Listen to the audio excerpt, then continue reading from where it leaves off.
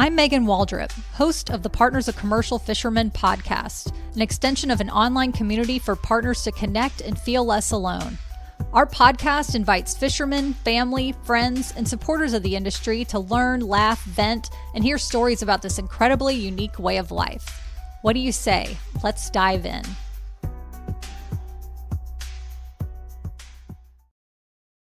Hey POCFs, all my POCFs who are with their fishermen and those who have shipped them off to Bristol Bay, Alaska.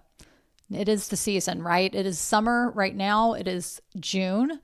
And yeah, our fishermen are probably out there. Hopefully the season's really picking up. I heard from Chris the other day that he said that it's been pretty chill when they were preparing to launch the boat. He said there were so many boats still in the boatyard comparative to last year.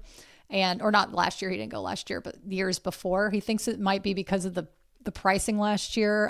The people were kind of just taking it easy. So I feel like it's a lot more relaxed. However, by the time you hear this, who knows what Bristol Bay entails, because we know that's what fishing is all about. It's just like it's like, well, I'm about to quote Forrest Gump. It's like a box of chocolates, y'all. You never know what you're going to get. And that's how it rolls. And I can't believe I just said that. I kind of want to cringe, but let's just keep rolling with it. Anyway, on the Bristol Bay note, I wanted to share today a chapter of the Diary of a Partner of a Commercial Fisherman. This was a 5-part series that I wrote 3 years ago when Chris went to Bristol Bay, Alaska. And it's 5 stories over 9 weeks that I share my emotional journey of long distance dating him while he was in Bristol Bay, with the uncertainty, the frustrations, and joys of season apart. And this is inspired by a book called Diary of a Sea Captain's Wife, Tales of Santa Cruz Island by Margaret Holden Eaton. This book is so effing amazing. This was literally a woman's diary. I think her daughter helped publish this book, where she lived off of Santa Barbara. I'll get into that in a second. And she raised her child on this island for a few years while her husband was a sea captain. And it was how she managed to do it without any electricity, y'all, and in the wilderness, and how she adapted to the lifestyle. I love at the beginning, she's kind of like, I fell in love with this guy. And then she's like, what the hell did I get myself into?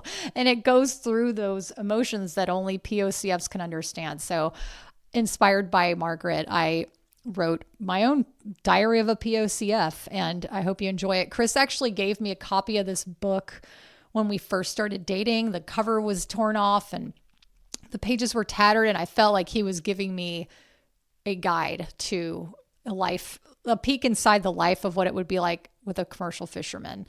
And since then, we have our new survival guide, POCF survival guide, how to go from what the F to F yes. Okay, stoked for y'all to have it. The resources, or I'll put it in the show notes, the link to it. I've been talking about it nonstop, but this is my version of a Diary of a Sea Captain's Wife, but it's way more informative. We have the importance of POCFs and why we're freaking awesome and why we should value ourselves and know our worth, because we are priceless and indispensable to the fishing industry. I talk about ways to cultivate independence, professional advice on how to ease anxiety and fear of the unknown that I got from my straight up therapist.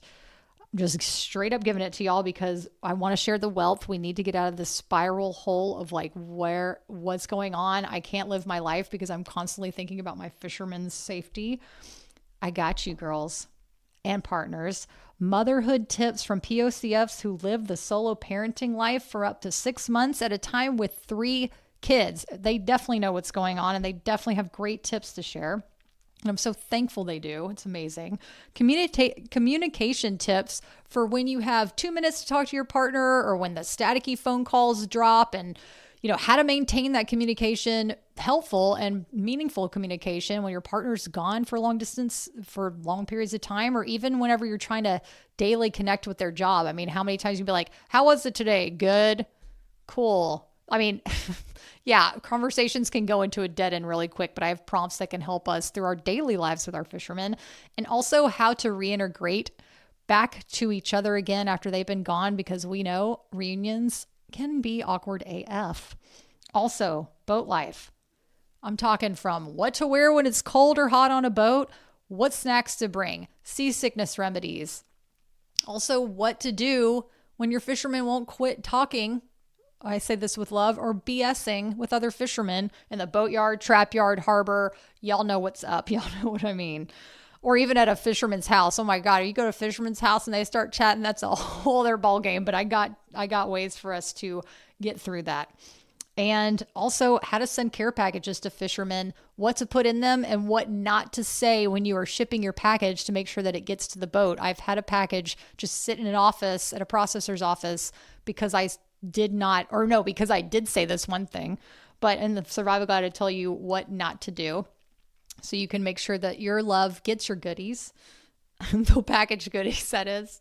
Anyway, I even throw in the ultimate wedding checklist when marrying a fisherman, so you know how to plan the ultimate day. Actually, you could use this for any event. If you have like a retirement party, or maybe someone is a graduation party, you could use this list to make sure that you have all the topics, all the needs covered, so you can have the best party ever and you can plan it all by yourself. And I got this list from my wedding planner. So we paid lots of money for her to help us. And now I'm just giving that list out because I want to help y'all no matter what. I want to be there to support you on your journey because that's what it's all about. Okay, going back to why we are here today. I'm talking about Chapter 1 of the Diary of a Partner of a Commercial Fisherman that I wrote 3 years ago while Chris was in Bristol Bay. This chapter is called The Goodbye. So without further ado, here is the goodbye. I have a confession.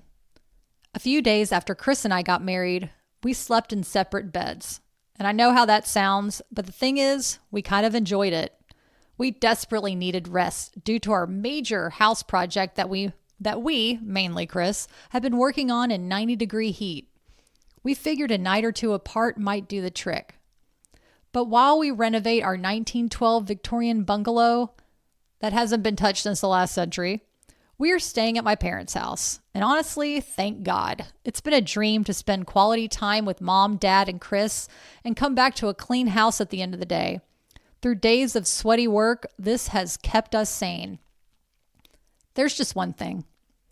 Although their guest room's 4-poster bed is quite beautiful, the fact that we both toss and turn like breaching whales makes for a very wobbly night. I wake him up, he wakes me, and the cycle continues. I may even snore a little. That's when the idea of sleeping apart came up. Exhausted yet intrigued, we wondered if it was weird. Then we thought how weird it would be if we didn't get good rest. The thought of dumb arguments because we are hangry or tired convinced us and we agreed on 2 nights. I hate to say it, but the first night was a dream. To sleep well, then walk down the hall to wake up Chris with kisses and cuddles seemed like we were onto something progressive that worked for us. Yet night 2 was different. Reaching across the bed to an empty pillow triggered that familiar longing I get when he leaves for Bristol Bay, Alaska. It's as if my heart grows heavy, yet hollow simultaneously, and it just seems to float in the middle of my chest, detached. It dawned on me that in less than 2 weeks, he'll be in Alaska, 4,000 miles away. I lay awake asking, how many weekends do we have left? What do I need to do to help him pack? I need to make a list of all of his favorite treats to send in a care package. How soon should I send it? A calendar comes to mind, and I say a quick thank you that Chris will only be gone for 6 weeks instead of the 6 months we've done before. My eyelids droop as I plan another 4th of July without him. The thing is, we've done the dance of a commercial fishing couple for over 5 years now, and you'd think I'd be used to it. But no matter if Chris is gone for one overnight fishing spiny lobster in California or gone months fishing sockeye in Alaska, each goodbye begins the same. 1 month till launch, you avoid thinking about it. 2 weeks later, the heaviness creeps in. It sometimes catches you off guard when you're driving with the windows down, blasting a favorite song. Then the thought of him fishing in rough waters makes you quiet. You try not to overthink what could go wrong. And at least once a day, you tell them how much he'll be missed. To offset the blues, you think of the semi-bachelorette life that awaits when he's gone, like long writing sessions, cereal for dinner, and sleeping spread out like a starfish on the bed. The secret silver lining to the Partners of Commercial Fisherman lifestyle. But that will come later. You're locked in the beginning stage now, the one that's a slow drip, paved with uncertainty and worrying for his safety. Now, there are just 9 days until Chris takes off. I'm going to embrace our last nights in a wobbly 4-poster bed.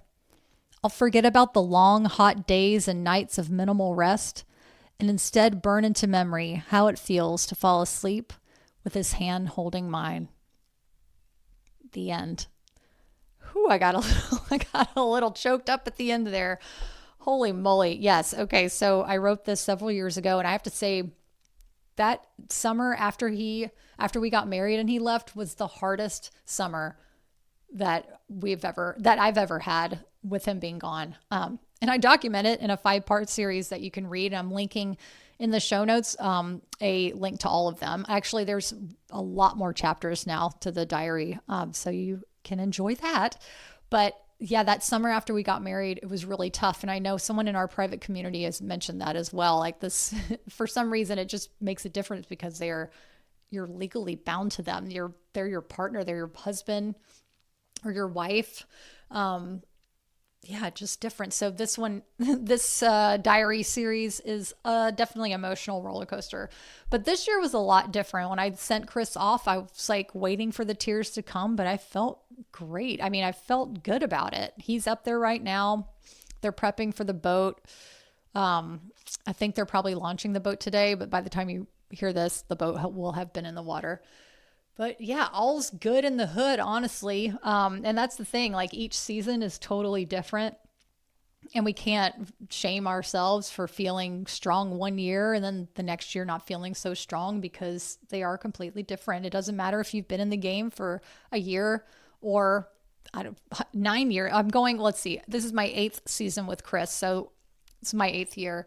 And each of those seasons teach us something different, where it's going to help us grow and stretch in ways that we don't even know possible. And it's going to show us what our limits are. And it's also going to show us how far we can go and what other things we can expect from ourselves, but also other activities and fun activities, but even just ways that we can connect with ourselves on a deeper level with our passions, our family and friends, but especially those passions that we have that will anchor us through the seasons, whether in the off season or during a fishing season. That something that we can go back to that's just ours, no matter what. It's not anybody else's. It's not our fishermen. It's not our family members. It's ours. And it's something that we can return to.